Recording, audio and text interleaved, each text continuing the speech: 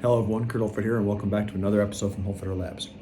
Today we're going to be continuing on with the lines of the segno and talking a little bit more here about how we make, what we utilize the four posta of, or guardia, if you will, of Fiore systems and what they do for us in a larger totality. So we'll be showing some similarity things out there about what this kind of does for us and how we're doing certain things and so on and so forth. But at the same time too, we're also going to be having a commentary of not just of certain tactics here, but also something for us to keep in the back of our minds at all levels of his practice, at least something I find is beneficial here. And to aid me in that, I'm going to read a line here from the Getty that is essentially one of the things that kind of cued me into that why this system is so dynamic in its simplicity, because of this one paragraph. Again, it goes right back to just the basics. And the one reading right here is towards the end of his preamble, right before Abrazare. It's towards the end here, right before it goes into the four posta. And it reads as such: the guards of Abrazare, the second master, and his students, the third master, and the fourth master, act as the pillars of the art of Abrazare, both in and out of armor. So when I read that right there, this tells me that, there's a lot of other positions you can do as far as how do I get into different types of stance work against somebody. But this was not meant for just anything. This was meant to be a one-size-fit-all kind of structure, because you never know if you're going to be in armor, out of armor, or contending against armor, etc. So therefore, I have to make it so that these things right here are replicable constantly. That's one of the things right here. That's the first one I show up here. It goes on further. Similarly, they support the art of the lance with their weapon guards, masters and students. The same they do for the axe, the sword, in one and two hands, and the dagger. Overall, these masters and students support the whole art of arms, on horseback and on foot, armored and unarmored. Through these principles, they follow Abrazare. So anyone that's ever been in one of my classes will know that I constantly say Fiore's never not wrestling. And I use that term right there because not everyone knows what Abrazare means, which is something I want people to be aware that the basis of arms is in the structure of Abrazare. So anything that we're doing there, if for me, if I find myself in a position where I do not have the stance work that I'm doing, where I can transition into one of those stances, we're going to show a little bit about that today, then I am not doing it right. At least from what we're talking about here. And as a person that practices armor and unarmored combat for Fiore, I find this to be very true. Because again, in the Marine Corps, they used to say something like, you train like you fight. So if you train one way right here and you think it's going to replicate over here in a different way, that's not true. The body is connected in so many ways that we are actually going to practice in so much right there that, essentially you're going to replicate what you do in training. So to emphasize this right here, this is going to be a little bit longer video here. I'm going to do some here again about entry and whatnot, and what lines we're looking as far as closing and covering against somebody here, in the basics of the first covering action of Abrazare, and what we're seeing here as far as moving into and through on a target, and how just using these posta and the basics terms right there give us the foundations for everything that come down to this. So with that being the case, let's get into it. Again, we have our segno stance in front of us, and I'm going to put up here for a second the lines that we have before here. Now, the reason, again, I talk so much about these lines is that we have to understand that while these are also blows that we can be going against somebody and working on somebody, they are also things that can be coming against us. So these lines effectively are our footwork, they're our defensive grid, and they're our offensive grid. The very basic concepts I'm going to be talking about for Abrazare, it deals with what I think Abrazare is. And what I think Abrazare is it's not sitting there going, okay, man, ready to roll? Got this. Here, 1, 2, 3, I'm using this. It's not a choice in these considerations. This is an assault. This is something that's coming at you. It's a very serious, very, very vicious, malicious attack on somebody that allows us, that someone's trying to overcome you on that. So when we talk about that, we look at posta longa, we look at posta frontale. And personally, I think these two guards right here, posta guardia, whatever you want to call them, they essentially are the structures of someone striking or grabbing. And I've made a video about this before, but just to recap on that a little bit here. How does somebody get to someone that's over there? Yes, I know we can kick. There's all sorts of things out there.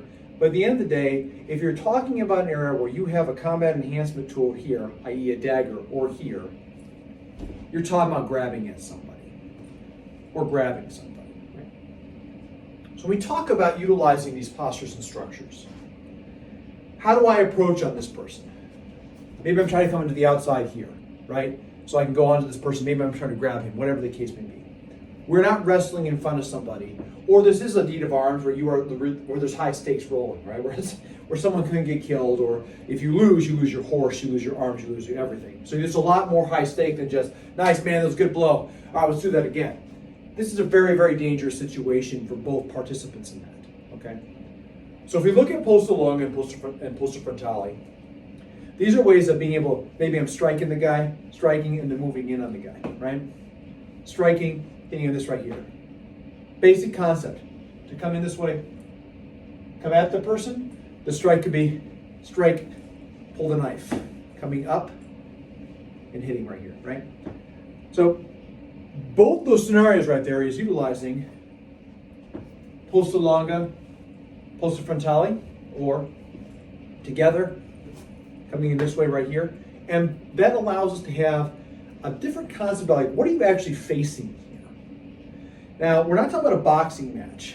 And of course, maybe that is the case here. One of the things I've learned, and yeah, there's nothing wrong with knuckle striking, stuff like this right here. However, you have to understand that striking with the hand in a closed fist is probably very likely in this period of time, and in any time, you're probably going to have bruised, broken fingers, knuckles, etc. And a lot of times too, yeah, you have a shot that you came into this way, but if you're grabbing on somebody, that gives you the ability to do other things. And if this hand is broken because you broke knuckles after you hit somebody, but the person's not down, well then you can't grab at the tools that you have on your waist. So these are some considerations right there. Again, I'm not saying there's anything wrong with a closed fist punch. I'm not saying that at all. I'm just saying that the average person out there, we're not talking about the combat professional or the person that's boxing and stuff like this right here, or the MMA fighter that's like, yeah, but I punch people in the face all the time this way. That's wearing pads on the hands, etc., or taping up things. We're talking about someone that's looking like this in the day in the life. So whether they're punching like this, or whatever the case may be, I can't speak to that. But I can think about, if this hand gets injured, my right hand gets injured because I struck this guy in the face, and like, oh God, that hurt my wrist. Or, oh God, now my fingers are broken because I hit it wrong. I hit his jaw on the frame of my knuckles, on the frame of my fingers. And now I have 3 broken fingers here because I hit this guy really hard, but he didn't go down. Can I grab the tool that's right there with it? So understand that right here is when we look at these Abrazare positions, they are not just like, okay, I'm wrestling at this person. Okay, here, this is for states. This is talking about someone coming at you. I'm getting ready to receive somebody. I'm coming up this way, and so on and so forth. Additionally, a hypothesis that I have is that what is the instinctual response that people go through? And this is one of the things, again, when it comes down to Fiore understanding his student. Whenever we're grabbed, there is going to be some form of response that we give. This may be in the fashion of this right here, something along this line right here. I'm trying to demonstrate that, like, oh God, something's coming at me right here. The first thing for us to do is to reel back. Already, in those defensive postures, although I'm losing my segno stance, we're still talking about putting the hands up, trying to cover in some form or fashion here, and you're already seeing the Abrazare guards, okay? So why is this important? Because as we start going into these types of things here, we're talking about somebody that just all of a sudden, they're coming in this way, right? So Fiore, in my opinion, understands this, and his pedagogy of the people that taught him also understood this, that essentially you're going to take the person's natural instinct response and you're going to teach them to do this. So that your natural instinct is to defend yourself, but with structure. Okay. So throughout all these motions here, the basics of what we're doing here, it comes down to how we close and wrap on something. So again, the people that take this right here, or whether you're at home or whatnot, you don't have, ultimately all the positions and actions of Abrazare and so on and so forth, they contend with our segno space and what's going on this way. How am I grabbing at this guy? Am I going to try to Am I going to walk? Am I going straight at this person? Am I coming off to the side to come at this person? We don't know, okay? There's different angles of approach. But the point being is that just by applying applications of movement, of the mechanics and the posta, you get throws, you get breaks, you get locks. And it's you're moving to and through these positions to create them. We're going to talk about that today. So I had this huge discussion right here in the very beginning just to kind of get the idea of that. And now I'm bringing out my lovely assistant, Vincent, who's been a longtime friend and helping me out, especially when I couldn't be in certain training halls. So Vincent right here is set up in a way like this is an arm, and there's a padded strike area here where I can hit the face if need be. Okay? This is typically how I practice bind work in one. This right here is now simulating somebody, in this case, grabbing outward at me like this right here. Strong arm grab. It doesn't matter which arm right here. The point being is it's coming at my left side because they're trying to shut me down. Okay? Ideally, if you're talking about Fiore's time, this person right here is probably not grabbing with their right hand. They're probably grabbing with their left. Why? Because it frees up the dagger hand. Typically dagger being on the right side. It also, by him grabbing onto this side right here, it makes this part of my body break down. If he can break this down here, if I pull the knife out, well, now I'm fighting like this. For the purpose of this lesson here, I'm just going to be showing you here about the reason why I have it on this side is for the camera angle. I can do it on both sides here, it does not matter necessarily. But just by having this right here, this is to simulate someone reaching out and grabbing at me.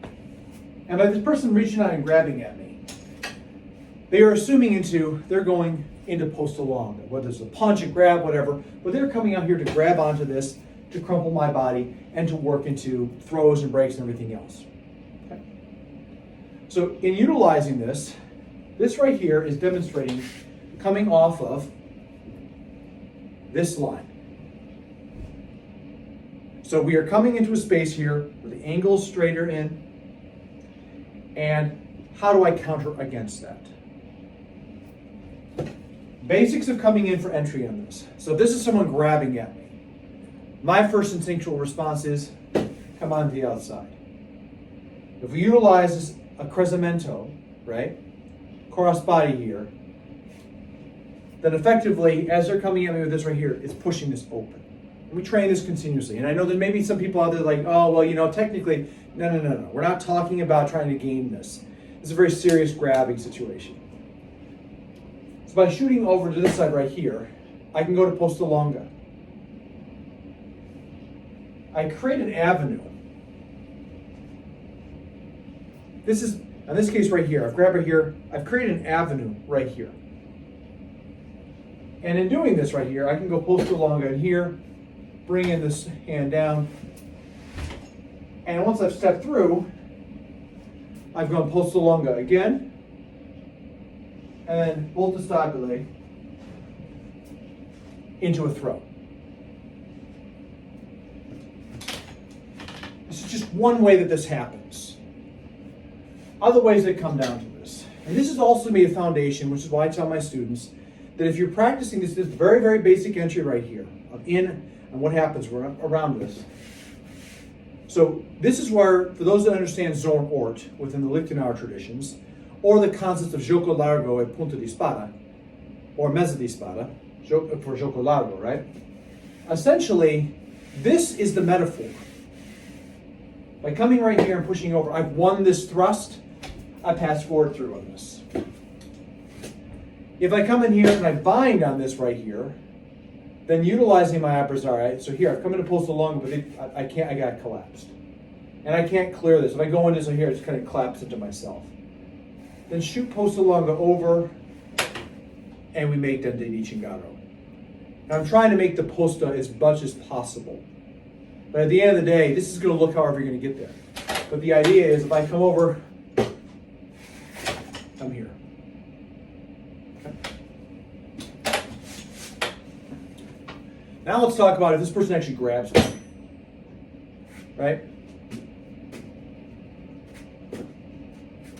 So now, in this grabbing on me right here, so I try to come over, but now I don't have this. So before I could push and shift them, but now this person is already grabbed in here and they have on body. So I could fight here, or I can go the other way. Now this right here is what I think what this image is about.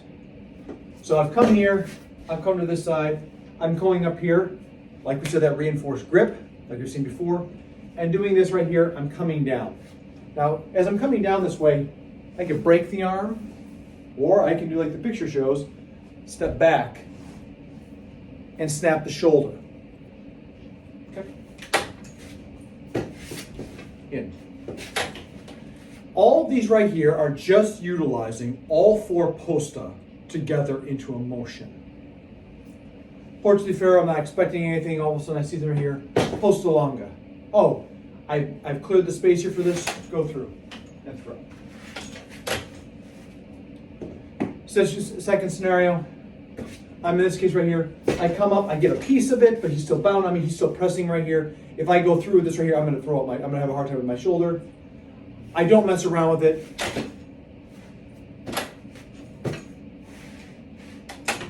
I go then to di cingaro. From here, I can do the same thing, or I can wrench upwards and break the arm. Third way, coming in here, he's grabbed onto me. I try to make the cover. I come around this way. I come over the top. I turn. And it makes the person come down with this. All these right here are that basic entry piece. So before we get into where does the hand go and all these other things, we have to understand, like, how do we even get into that engagement? And that's what we're talking about here. So remember, understanding what we're talking about here becomes a tactical consideration. So the person's coming here, they're coming to grab at me. More likely than not, this person has a dagger at the time right here, whatever the case may be, or something that's concealing this. They're probably going to go with the left hand. Why? Because then I can come up with this. Right? It's the same kind of concept. And this time right here, by coming in this way right here, if I can tend this down, now I can't draw the dagger. If I lock up this way right here, I can pull the knife, but now it's useless. And if the person passes all the way through, they get close to me, I can't strike, and I'm on the ground. Basic entry concept. We're not talking about every other technique that goes out there yet. We're just talking about someone grabbing at you that starts the engagement. And to do that, we talk about posta longa. Okay? So posta longa here is as an entry point, and what does this go for? So you can see with this motion right here that we're talking about the angles of what we're approaching in. And, you know, we're not just grabbing willy-nilly at something here. We're taking a tactical approach to how we enter in on a person, okay? The thing that I personally like about this is that, you know, again, like I've said before about the Fiore manuscript, I've had this argument with people, and I appreciate everyone's perspective on this. To me, Fiore's manuscript is absolutely 100% easy to understand. It is very complete. And the vagueness and the ambiguity that we have there by not him saying everything, I think cultivates something very important in the person he was trying to teach.